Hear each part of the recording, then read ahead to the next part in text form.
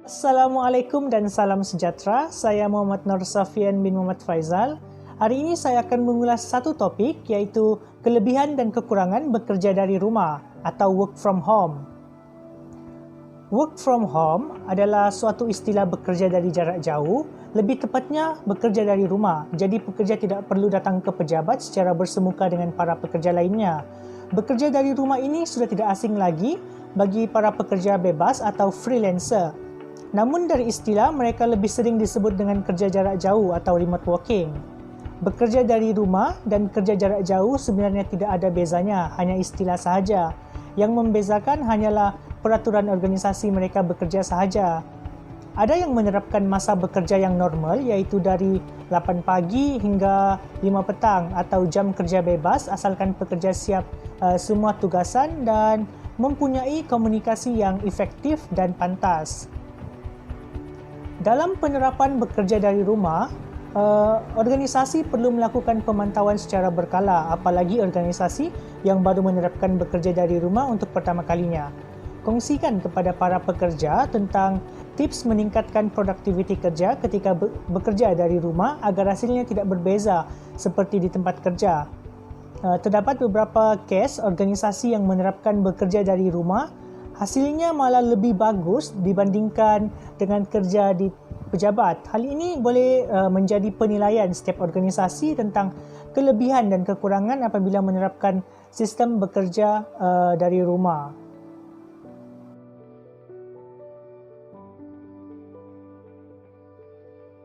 Bekerja adalah suatu kewajipan bagi setiap orang dengan tujuan mendapatkan hasil yang diharapkan. Di tengah pandemik COVID-19 ini, semua orang yang bekerja tentunya merasakan kesannya. Dengan keadaan saat ini yang tidak memungkinkan untuk bekerja di pejabat, maka sistem bekerja dari rumah diterapkan oleh setiap organisasi. Akan tetapi, terdapat juga beberapa pekerja yang tidak dapat melakukan kerja dari rumah kerana memang pekerjaan tersebut tidak boleh dilakukan di rumah. Dengan adanya bekerja dari rumah, tentunya ada natijah yang akan kita rasakan. Berikut merupakan kelebihan dan kekurangan bekerja dari rumah. Kelebihan penerapan bekerja dari rumah yang pertama ialah kos operasi organisasi menurun. Organisasi tidak perlu menyediakan komputer, tempat kerja, internet, elektrik dan makanan untuk para pekerja. Hal ini boleh menambah keuntungan bagi organisasi yang menerapkan bekerja dari rumah. Selain itu, produktiviti kerja juga meningkat. Statistik daripada website emailanalytics.com menjelaskan bahawa 77% pekerja yang bekerja dari rumah produktiviti kerja mereka semakin meningkat. Hal ini demikian terjadi kerana tahap tekanan bekerja semakin berkurangan sehingga produktiviti kerja bertambah. Beberapa hal yang boleh menyebabkan tekanan seperti kesesakan di jalan raya, kerja yang bertumpuk, masalah dengan rakan sekerja dan masalah-masalah lain yang sering ditemui di tempat kerja yang menyebabkan kurangnya semangat kerja dapat dibendung apabila bekerja dari rumah. Seterusnya, kepuasan kerja meningkat. Tahap tekanan yang menurun membuatkan kepuasan kerja yang dilakukan semakin meningkat. Apabila para pekerja mampu menyelesaikan pekerjaan dengan lebih baik dan lebih cepat, tentu ini akan meningkatkan kepuasan kerja sehingga pekerja menjadi setia terhadap organisasi mereka. Waktu kerja juga sangat fleksibel. Kita boleh menentukan masa bekerja sendiri kerana tidak terikat dengan waktu bekerja. Di samping itu, kita dapat berkumpul bersama keluarga. Dengan bekerja dari rumah, kita dapat menghabiskan masa dengan ahli keluarga kendati pun masih bekerja dari rumah. Akhir sekali, tidak mengeluarkan kos pengangkutan. Duit yang biasa kita keluarkan untuk kos bahan bakar atau kos kenderaan umum, boleh kita bahagikan untuk tabungan dan dana simpanan yang lain. Hal ini kerana bekerja dari rumah tidak memerlukan pengangkutan untuk pergi ke tempat kerja. Antara kekurangan bekerja dari rumah ialah pemantauan pekerja agak susah. Untuk memantau pekerja saat melakukan kerja dari rumah lebih susah berbanding bekerja di pejabat secara langsung. Jika organisasi sudah memiliki sistem yang baik untuk memantau setiap pekerja dan tidak terlalu tegas dalam hal peraturan, maka ini bukan menjadi satu masalah yang besar. Selain itu, pekerja juga boleh kehilangan motivasi kerja. Motivasi kerja boleh hilang kerana suasana yang berbeza, jauh sekali dengan kerja di pejabat. Berhubungan dengan situasi yang kompetitif di tempat kerja juga menjadi acuan bagi sebagian orang untuk terus melangkah dengan lebih maju lagi. Apalagi jika di tempat kerja ada rakan sekerja yang boleh menjadi ikutan dari segi semangat dan kualiti hasil kerjanya. Salah satu tanda kehilangan motivasi kerja ialah dengan pekerjaan yang selalu lambat dari tarikh akhir yang sudah ditentukan. Seterusnya, banyak gangguan kerja. Tidak semua pekerjaan yang dilakukan dari rumah boleh berjalan dengan lancar. Terdapat banyak gangguan, terutamanya daripada anak dan keluarga. Belum lagi orang-orang di sekitar yang menganggap kita di rumah tidak melakukan apa-apa kerja, padahal sebenarnya kita sedang kerja secara jarak jauh. Untuk itu, anda perlu memberitahu kepada semua orang bahawa anda sedang bekerja dari rumah. Bekerja di rumah secara tidak langsung membuat fokus kita terbahagi antara pekerjaan pejabat dan pekerjaan rumah. Maka dari itu kita haruslah boleh menentukan skala keutamaan. Selain daripada itu, sering mengalami masalah komunikasi.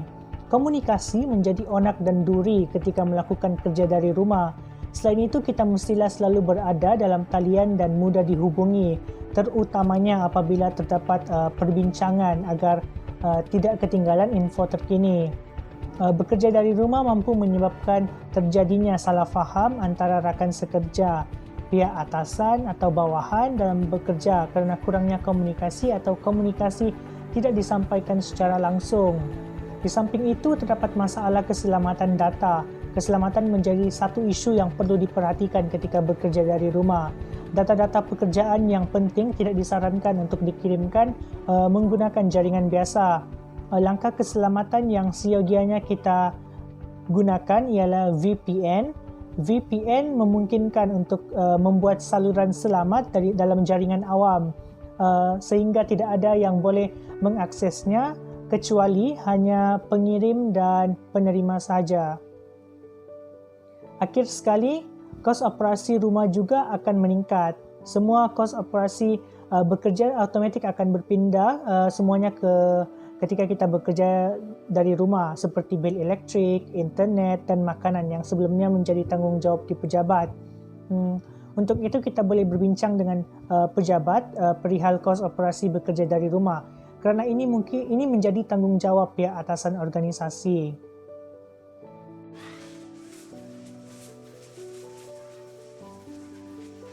Saya ingin kongsikan beberapa prakarsa atau langkah apabila bekerja dari rumah agar lebih produktif dan efektif. Yang pertama ialah bangun pagi. Kita seyogianya bangun awal pagi kendati pun bekerja dari rumah. Hal ini kerana bangun di pagi hari akan membuatkan kita memiliki tenaga dan semangat yang lebih kuat untuk bekerja. Selain itu, organisasi tempat kerja juga akan bangga dengan pekerja kerana boleh dipercayai apabila kerja dari rumah tanpa perlu diawasi. Selain itu, siapkan sarapan. Apabila bekerja dari rumah, jangan lupa untuk bersarapan meskipun hanya dengan sepotong roti sebagai sumber tenaga di pagi hari. Bagi pencinta kopi, tiada salahnya untuk menyediakan secawan kopi sebagai penambah semangat. Seterusnya, memastikan suasana kondusif untuk bekerja dari rumah. Fikirkan satu sudut yang paling selesa untuk digunakan bagi melakukan kerja apabila bekerja dari rumah. Pilihlah tempat kerja yang terang dengan pengudaraan yang baik. Di samping itu, disiplin.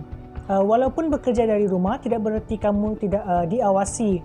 Kita seyogianya tetap berdisiplin dalam melaksanakan kerja dan tidak boleh santai-santai sebab ketua organisasi boleh memantau hasil kerja kita daripada jarak jauh. Dan akhir sekali, buat senarai kerja yang perlu dilakukan atau to-do list setiap hari. Dengan membuat senarai kerja setiap pagi, bekerja dari rumah lebih efektif dan berhasil untuk mencapai target pekerjaan. Senarai kerja ini yang akan membantu kita untuk lebih fokus menyelesaikan apa saja kerja pada hari tersebut. Apabila pihak atasan meminta bukti apabila bekerja dari rumah, kita boleh mengirim senarai kerja yang telah kita lakukan sepanjang bekerja dari rumah. Apabila semua senarai kerja sudah selesai dilakukan, baki masa dan hari yang ada akan lebih santai. Demikian beberapa prakarsa apabila bekerja dari rumah agar lebih produktif. Sekian, terima kasih.